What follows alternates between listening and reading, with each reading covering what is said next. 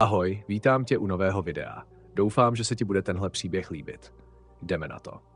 Zmizení. V malé vesnici Lumhedge, obklopené hustými lesy a mlžnými kopci, žila dívka jménem Eliza. Byla to 8letá, zvědavá, odvážná dívka, která milovala dobrodružství. Lumhedge byla vesnice plná starých tradic a legend, které se předávaly z generace na generaci. Jednoho chladného říjnového dne, když se mlha plazila mezi stromy a měsíc svítil jasně na obloze, se Eliza rozhodla prozkoumat les. Odpoledne odešla a už se nevrátila domů. Když se začalo stmívat, její rodiče, Helena a Viktor, začali být zoufalí. Ve vesnici se okamžitě zorganizovalo pátrání. Lidé se vydali do lesa s loučemi a volali Elizino jméno. Hledali celou noc, ale našli jen její červenou stužku, kterou měla zapletenou ve vlasech. Byl to jediný důkaz, že tam někde byla.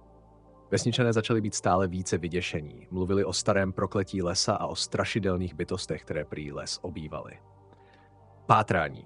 Po týdnu bez jakékoliv stopy se Elizin starší bratr, Leo, rozhodl vzít věci do vlastních rukou. Leo byl 16letý chlapec, silný a odhodlaný, který odmítal uvěřit, že jeho sestra je navždy ztracená. Jedné noci, když měsíc znovu svítil na obloze, se Leo s několika přáteli vydal do lesa. Leo a jeho přátelé Julian, Samuel a Felix procházeli temnými stezkami. Každý zvuk v lese jim naháněl hrůzu, ale Leo byl odhodlaný. Po několika hodinách chůze narazili na starý zapomenutý domek, který nikdo z vesnice neznal.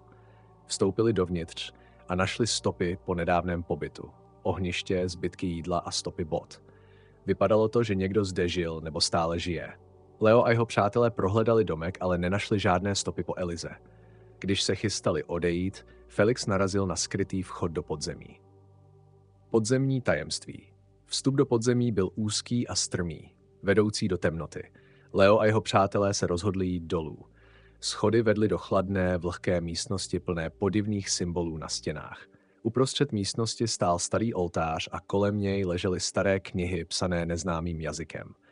Přátelé začali prohledávat místnost a našli stopy krve, které vedly k další chodbě. Leo cítil, že jsou blízko k nalezení jeho sestry. Když vstoupili do další místnosti, jejich svítilny odhalily hrozivý obraz. Uprostřed místnosti na kamenném oltáři ležela Eliza, nehybná a bledá. Leo k ní přiběhl a zjistil, že jeho sestra je stále naživu, ale v hlubokém bezvědomí. Když se pokusil ji zvednout, z temnoty se vynořila vysoká postava v černém plášti. Její oči zářily rudě a z jejího hlasu se ozývalo šepotání starodávného zaklínadla. Temný rituál. Postava v černém se přiblížila k Leovi a jeho přátelům, kteří stáli jako paralyzovaní.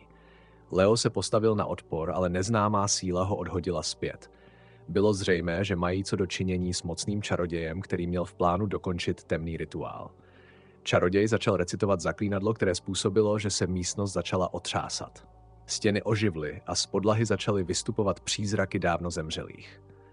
Leo, v zoufalství a strachu o svou sestru, sáhl po jedné ze starých knih a náhodně otevřel stránku s protivzaklínadlem. Přátelé pomohli Leovi číst starodávné texty a jakmile začali recitovat protivzaklínadlo, místnost se začala sklidňovat.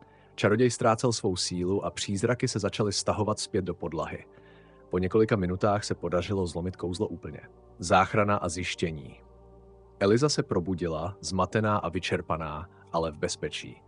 Leo a jeho přátelé ji vyvedli z podzemí a vrátili se do vesnice. Byla to dlouhá a náročná cesta, ale nakonec se všichni vrátili bezpečně domů.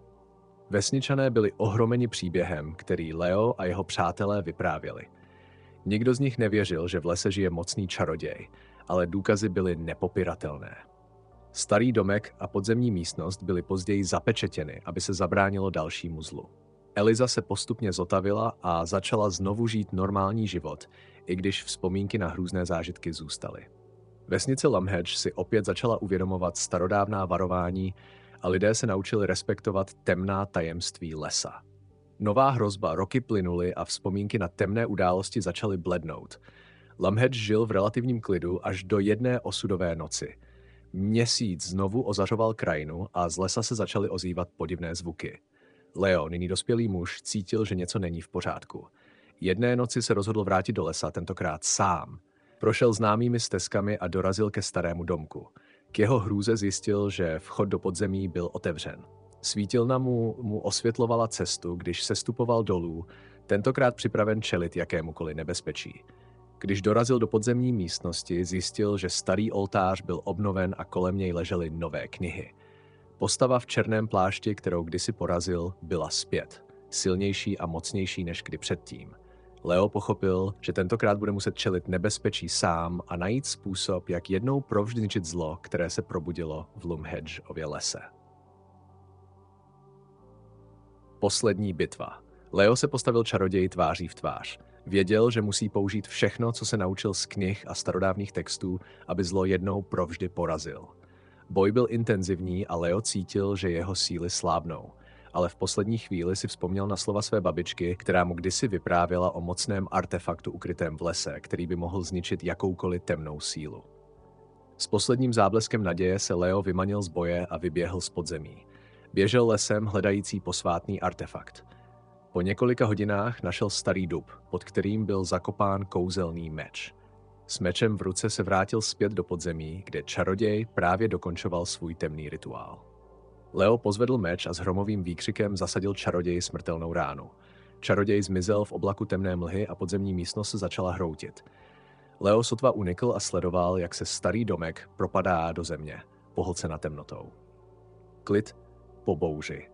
Lumhedge se opět ponořil do ticha. Leo se vrátil do vesnice jako hrdina, který jednou provždy zničil temné síly lesa. Vesničané mu byli vděční a rozhodli se, že les zůstane navždy neprozkoumaný a zakázaný. Leo žil svůj život s vědomím, že zachránil svou sestru a vesnici před strašlivým zlem. Ale hluboko v srdci věděl, že tajemství lesa nikdy zcela neodešla a že jednou možná bude muset čelit dalším temným hrozbám. Ale prozatím Lumhedge mohl spát v klidu, zatímco Leo držel stráž připravený chránit svůj domov před jakýmkoliv nebezpečím, které by mohlo přijít. Doufám, že se ti příběh líbil, pokud ano, zanech like, koment a zvoneček. Díky moc a čau.